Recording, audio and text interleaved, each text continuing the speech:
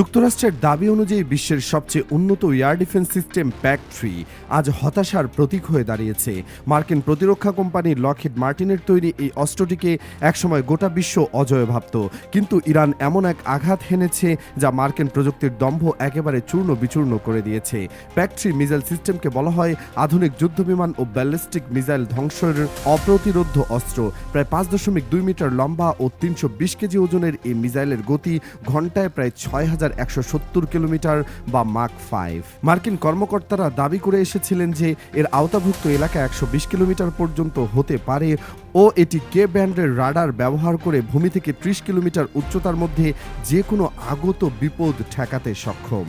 তাদের দাবি ছিল ব্যালিস্টিক মিসাইল প্রতিরোধের এই সাফল্যের হার 96%-রও বেশি।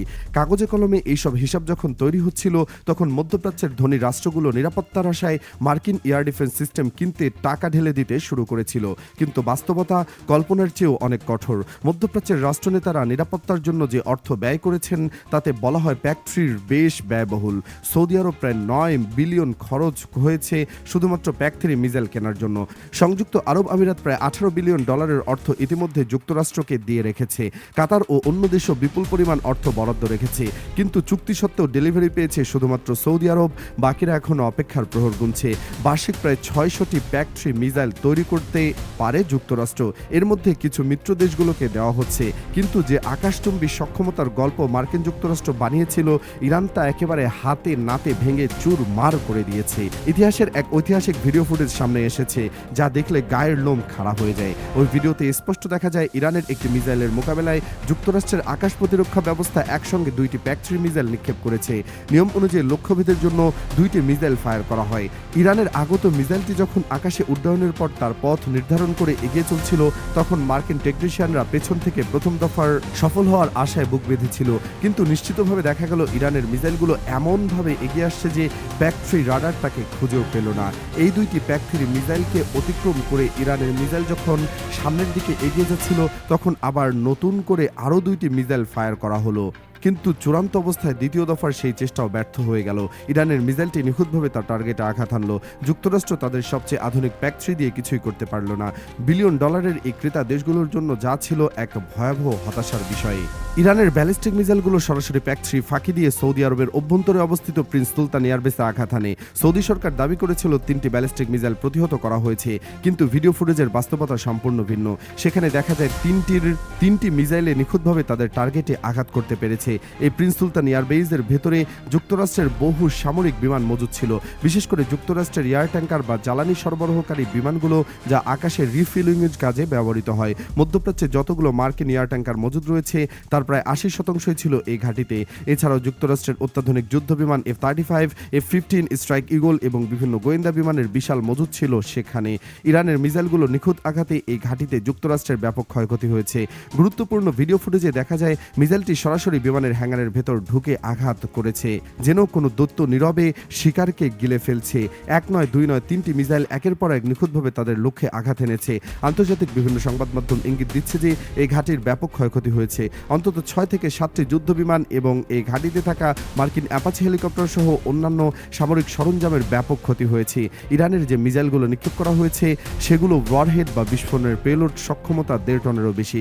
ইসরায়েলের বড় বড় ভবনগুলোর মাত্র একটি মিসাইলের আঘাতে উড়ে গিয়ে আশপাশের সবকিছু ধ্বংস করে দেয়। সুতরাং যদি একটি এমন বিধ্বংসী মিসাইল আঘাত হানে, তবে তার আশপাশের হ্যাঙ্গারগুলো ধ্বংস হওয়াটাই স্বাভাবিক। এই ধরনের ঘাঁটিতে হামলার সময় বিশেষ ধরনের পেলোড বা বিস্ফোরক ব্যবহার করা হয়, যাতে বিস্ফোরণের তীব্রতা ও রেডিয়েশন চারদিকে ছড়িয়ে পড়ে বৃহত্তর এলাকা ক্ষতিগ্রস্ত করতে পারে। ফলে একটিমাত্র মিসাইলের আঘাতেও একটি এয়ারবেসে থাকা বিমানগুলো মারাত্মকভাবে ক্ষতি হওয়ার অসম্ভব কিছু নয়। ধ্বংসস্তূপের মাঝে দাঁড়িয়ে মানুষ যখন দেখে তাদের কোটি কোটি ডলার অস্ত্র ধোঁয়ায় মিলিয়ে যাচ্ছে, তখন বোঝা যায় যুদ্ধ কতটা নির্মম হতে পারে। মধ্যপ্রাচ্যের রণক্ষেত্রে সরাসরি সামরিক শক্তিকে কাজে লাগিয়ে যুক্তরাষ্ট্র এগিয়ে রয়েছে, তবে বাস্তবে ইরানের অভিনব ও দীর্ঘমেয়াদী কৌশল যুক্তরাষ্ট্রকে একেবারে কোণঠাসা করে ফেলেছে। বিভিন্ন think tank royal United services ইনস্টিটিউটের বিশেষজ্ঞ ডক্টর H.A. এলেন ও আন্তর্জাতিক নিরাপত্তা বিশ্লেষক নিকোল গাউনজিস্কির মতে ইরানের বর্তমান কৌশল হলো এই সংঘাতকে যতটা সম্ভব দীর্ঘস্থায়ী করা ও অর্থনৈতিকভাবে বহুমূল্য করে তোলা। তাদের মূল লক্ষ্য রাতারাতি সামরিক বিজয় অর্জন করা নয়, বরং শত্রুর অস্ত্রভাণ্ডার ও মনোবল নিঃশেষ করে দেওয়াই তাদের মূল উদ্দেশ্য। ইরান তাদের আধুনিক ক্ষেপণাস্ত্র ব্যবস্থা ও গোপন শক্তিশালী অস্ত্রগুলো একসাথে ব্যবহার করছে না, তারা ধীরে ধীরে অল্প অল্প করে এগুলো ব্যবহার করছে এবং নিখুঁতভাবে যুক্তরাষ্ট্রের সামরিক ব্যবস্থাকে চ্যালেঞ্জের মুখে ফেলছে। তারা সুনির্দিষ্টভাবে টার্গেট নির্ধারণ করে গুরুত্বপূর্ণ স্থাপনাগুলো উড়িয়ে দিচ্ছে। তাদের লক্ষ্য অর্থনৈতিকভাবে ইসরায়েলকে পঙ্গু করা এবং রাজনৈতিক ও সামরিক শক্তির দিক থেকে যুক্তরাষ্ট্রের যে আধিপত্য রয়েছে তা গুঁড়িয়ে দেওয়া। মধ্যপ্রাচ্যের নেতারা প্রশ্ন তুলছেন, যুক্তরাষ্ট্র কি তাদের রক্ষা করতে পারবে? এই অনিশ্চয়তার মধ্য দিয়ে তার নিজেদের স্বার্থ নির্ধারণ করতে বাধ্য হতে হচ্ছে। ইরান প্রমাণ করতে চাইছে যে তাদের বিরুদ্ধে যে কোনো ধরনের হামলা বিশ্ব অর্থনীতি ও জ্বালানি ব্যবস্থাকে নাড়িয়ে দিতে পারে। যদি এখন যুদ্ধবিরতি বা কোনো সমাধান হয়, তবে তা স্থায়ী হবে না। পূর্ববর্তী অভিজ্ঞতা থেকে ধারণা করা হচ্ছে যুক্তরাষ্ট্র ও ইসরায়েল আবার সুসজ্জিত হয়ে হামলা করবে। এক্ষেত্রে আন্তর্জাতিক সম্প্রদায় খুব একটা বাধা দেবে না। কিন্তু যদি এই যুদ্ধটা মাসের পর মাস চলতে থাকে, বিশেষ করে আগামী সেপ্টেম্বর পর্যন্ত যদি এটি ব্যবহৃত হয়ে থাকে, তবে পশ্চিমা বিশ্বের অর্থনীতি ও জ্বালানি ব্যবস্থায় মূল্যস্ফীতি চরমে পৌঁছাবে। তারা এখন বুঝতে পারবে বিশ্বের ভেতরে ইরানের গুরুত্ব আসলে কতটুকু। এই নিশ্চিত করার জন্য ইরান হরমুজ প্রণালীতে পরিকল্পিতভাবে অবরোধ দিতে চায়। সূত্রমতে মিত্র দেশগুলোর জন্য কিছুটা ছাড় থাকতে পারে। বাংলাদেশ বা চীনের মতো দেশগুলোর জাহাজ চলাচলে বাধা দেওয়ার নাও হতে পারে, কিন্তু পশ্চিমা বিশ্ব যুক্তরাষ্ট্র ও ইসরায়েলের জাহাজকে প্রবেশের সুযোগ দেওয়া হবে না। অর্থাৎ পরিকল্পিতভাবে যুক্তরাষ্ট্র ও তাদের মিত্ররা সেখানে কোণঠাসা হয়ে পড়বে। ইরান এই পরিকল্পনা নিয়ে এগিয়ে চলেছে। তারা তাদের সমস্ত শক্তি এখনই খরচ করে ফেলতে চায় না। তারা ধীরে ধীরে ধাপে ধাপে মিসাইল হামলা চালিয়ে যাবে, যাতে শত্রুর অর্থনীতি ও মনোবল দুটোই ভেঙে পড়ে। এই পরিস্থিতিতে সামাজিক যোগাযোগ মাধ্যমগুলোতে তীব্র প্রতিক্রিয়া দেখা যাচ্ছে। সাধারণ মানুষ থেকে শুরু করে রাজনৈতিক বিশ্লেষক সবাই এই ঘটনাকে কেন্দ্র করে নানা প্রশ্ন তুলছেন। কেউ বলছেন মার্কিন প্রযুক্তির এই পতনকে বিশ্বশান্তির জন্য হুমকি, আবার কেউ বলছেন ইরানের এই সাহস কি নতুন বিশ্বযুদ্ধের সূচনা করবে। টুইটার ও ফেসবুকে ভাইরাল হওয়া ভিডিওগুলো মানুষের মনে আতঙ্ক তৈরি করছে। তারা দেখছে কিভাবে বিলিয়ন ডলারের প্রতিরক্ষা ব্যবস্থা মুহূর্তের মধ্যে ব্যর্থ হয়ে যায়। সাধারণ মানুষের দৃষ্টিকোণ থেকে বিষয়টি চিন্তা করলে বিষয়টি আরও ভয়াবহ হয়ে ওঠে। তারা জানে না আগামীকাল তাদের জীবনে কি দুর্দশা নিয়ে আসবে। তেলের দাম বাড়লে তাদের নিত্য প্রয়োজনীয় দ্রব্যের দামও বাড়বে। যুদ্ধ মানে মূল্যস্ফীতি, দরিদ্র এবং অনিশ্চয়তা। তারা শুধু শান্তি চায়, কিন্তু তাদের ভাগ্য নির্ধারিত হয় দূরবর্তী রাজধানীগুলোর বৈঠকে।